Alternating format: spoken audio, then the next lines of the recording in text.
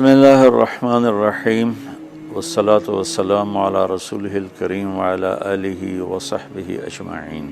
جو بھی بہن بھائی بچے بچیاں سن رہے ہیں سب کو میری طرف سے عید مبارک ہو۔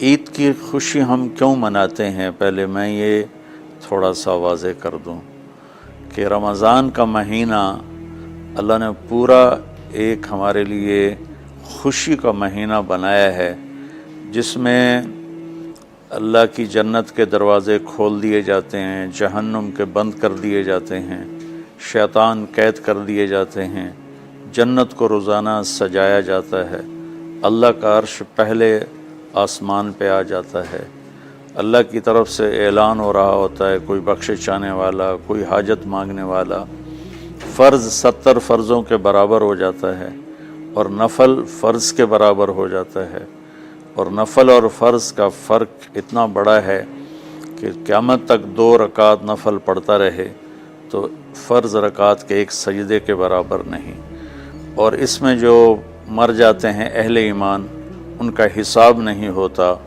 ان کو قبر میں منکر نکیر نہیں آتے، اللہ تعالیٰ ان کو معاف فرما دیتا ہے۔ اس طرح 29 دن رات یہ سلسلہ چلتا ہے، اور آخری رات پھر اللہ تعالیٰ اعلان فرماتے ہیں کہ میرے بندوں نے رات کو قیام کیا، یعنی تراویح کی نماز پڑھی، دن میں روزہ رکھا، تو میں نے اس پر ان سب کی بخشش فرما دی۔ تو اس خوشی میں پھر ہم سب مل کر اللہ کی بارگاہ میں شکرانے کے مل کر 2 نفل ادا کرتے ہیں اور اللہ کا شکر ادا کرتے ہیں کہ یا اللہ تیرا شکر ہے تو نے ہمارے گناہوں کو معاف فرمایا، جہنم کو ہم پہ حرام کیا، جنت کو ہم پہ واجب کیا۔ اصل تو عید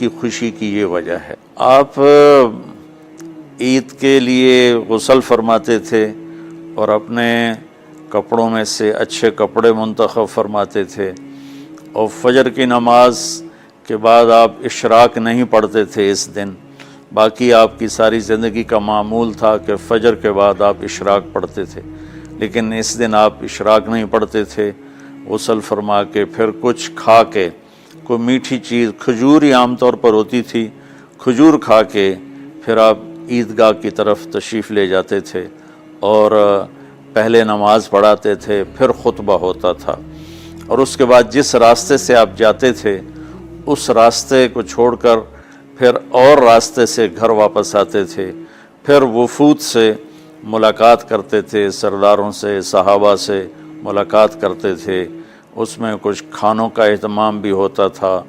اس طرح ایک عام روٹین کی عید ہوتی تھی آپ کی، ملاقاتیں کرنا، کھانوں میں جانا اور اچھے کپڑے پہننا، سب کو خوشی سے ملنا، یہ عید الفطر پر آپ کا یہ معمول تھا۔ باقی جو اداسیاں ہیں، ڈپریشنیں ہیں، اس کی وجہ آپس کی محبتوں کا کم ہو جانا ہے، اور دنیا کی ایسی دوڑ جس نے اپنے آپ کو بھی بھلا دیا ہے، اور آپس کی نفرتیں ہیں اور آپس کے بغض حسد ہیں، ان منفی جذبوں نے ہماری خوشیوں کو دھندلا دیا ہے، ورنہ رمضان کا ہر لمحہ خوشی کے لیے ہے، اور عید اس کی پیک ہے، اور پوری زندگی اللہ راضی ہو رہا ہو تو خوشی ہی خوشی ہے۔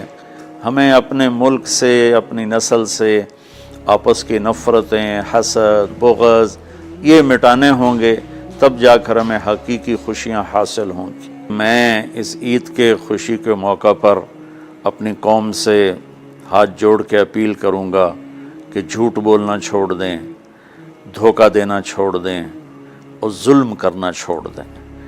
مذہبی نفرت نے ہمیں تباہ کر دیا، سیاسی نفرت نے ہمیں تباہ کر دیا، صوبائی قومی نفرت نے ہمیں تباہ کر دیا، آپس کی رنجشوں کی نفرت نے ہمیں تباہ کر دیا۔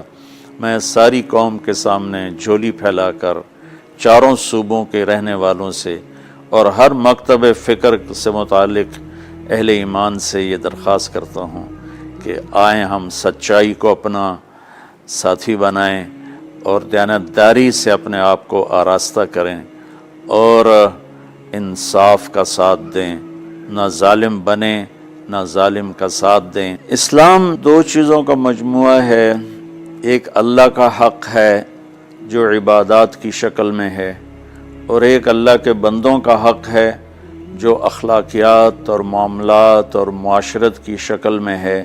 یہ دونوں کمپلسری پیپر ہیں، دونوں لازمی پیپر ہیں، ان دونوں میں پاس ہونا ضروری ہے۔ میری نماز اچھی ہے لیکن میری دکان پہ جھوٹ ہے تو نماز اس جھوٹ کی کمی کو پورا نہیں کر سکے گی۔ میری دکان پہ سچ ہے لیکن میں نماز نہیں پڑھتا تو میرا یہ سچ بولنا میرے نماز کی کمی کو پورا نہیں کر سکتا۔ اللہ کے نبی نے دنیا سے جاتے ہوئے 2 لفظوں میں سارا دین بتا دیا تھا۔ جب آپ کے جانے کا وقت قریب تھا تو آپ 2 لفظ دہرا رہے تھے، الصلاۃ وما ملکت ایمانکم، میری امت میرے بعد ایک نماز نہ چھوڑنا، اور ایک امت کے غریب مسکین لوگوں سے، نوکر غلاموں سے اچھا سلوک کرنا۔ یہ 2 الگ الگ ڈیمانڈ ہیں۔ جیسے پانی پینے سے روٹی کی کمی پوری نہیں ہو سکتی اور روٹی کھانے سے پانی کی کمی پوری نہیں ہو سکتی، یہ دونوں الگ چیزیں ہیں۔ اخلاق کو عبادت کی کمی پر نہیں کر سکتی، اور عبادت کی کمی اخلاق کو اور اخلاق کی کمی کو عبادت پورا نہیں کر سکتی۔ ان دونوں چیزوں میں پاس ہونا ضروری ہے، تب جا کر ایک معتدل معاشرہ وجود میں آتا ہے۔ ایک حدیث سنا کے بات ختم کرتے ہیں۔ میرے نبی وضو فرما رہے تھے تو صحابہ آپ کے وضو کا پانی گرنے نہیں دے رہے تھے، نیچے سے لے کر کوئی پی رہا تھا، کوئی منہ پہ مل رہا تھا۔ تو آپ نے فرمایا ما یحملکم علی ھذا، یہ کیا کر رہے ہو؟ وہ کہنے لگے یا رسول اللہ، اللہ اس کے رسول کی محبت میں کر رہے ہیں۔ تو آپ نے فرمایا میں تمہیں بتاتا ہوں اللہ اس کے رسول سے محبت کرنے والا کون ہوتا ہے۔ فَلْيُسْتِقِ الْحَدِيثَ إِذَا حَدَّثَ، اللہ رسول سے محبت کرنے والا وہ ہوتا ہے جو ہمیشہ سچ بولتا ہے۔ فَلْيُؤَدِّ الْأَمَانَةَ إِذَا تُؤْمِنَ، جو ہمیشہ امانت داری سے کام لیتا ہے، کبھی دھوکہ فراڈ نہیں کرتا۔ فَلْيُحْسِنْ جِوَارَ مَنْ جَاوَرَهُ، اور جو ہمیشہ اپنے پڑوسیوں کے ساتھ اچھا سلوک کرتا ہے، پڑوسی اپنے ہوں، غیر ہوں، مسلم ہوں، نان مسلم ہوں، وہ ان کے ساتھ اچھا سلوک کرتا ہے۔ یہ 3 نشانیاں ہیں عشق رسول کی۔ یہ 3 باتیں میری قوم اپنا لے تو یہ اندھیرے اجالوں میں انشاءاللہ تبدیل ہو جائیں گی۔ دنیا کے لیے قانون ہے اللہ تعالیٰ کا کہ جس قوم میں انصاف، دیانتداری اور سچائی ہوگی انہیں اللہ عروج دے گا، وہ مسلم ہو یا نان مسلم ہو۔ اور جن ملکوں میں، قوموں میں بددیانتی ہوگی، ظلم ہوگا، جھوٹ ہوگا، وہ زوال کا شکار ہوں گی۔ ساری ویسٹرن دنیا تو لیڈ نہیں کر رہی، ہمارے جیسے ملک بھی ہیں جہاں یہ ساری چیزیں ہیں تو وہ ہماری طرح ہی ذلیل ہیں اور ہماری طرح ہی وہ خوار ہیں۔ چند ایک ملک ہیں جنہوں نے ان چیزوں کی رعایت کی ہے تو وہ اس وقت لیڈنگ رول میں ہیں، لیڈنگ ماڈل میں ہیں۔ تو دنیا کے لحاظ سے تو یہ قانون ہے کہ سچائی، دیانتداری اور انصاف قوموں کو اونچا لے جائے گا۔ آخرت میں اللہ تعالیٰ نے اعلان کیا ان اللہ لا یغفر ان یشرک بہ ویغفر ما دون ذلک لمن یشاء۔ آخرت میں کامیابی کا آخری فیصلہ ایمان پہ ہوگا کہ اللہ تعالیٰ کا فرمان ہے میں شرک معاف نہیں کروں گا، اس کے علاوہ میں جسے چاہوں معاف کر دوں۔ تو ہماری 52 کے قریب اسلامی ریاستیں ہیں، وہ سب بری طرح اس زوال کا شکار ہیں، جس کی بنیادی وجہ یہ 3 ہے جس کو میں بار بار آپ کے سامنے دہرا رہا ہوں۔ السلام علیکم۔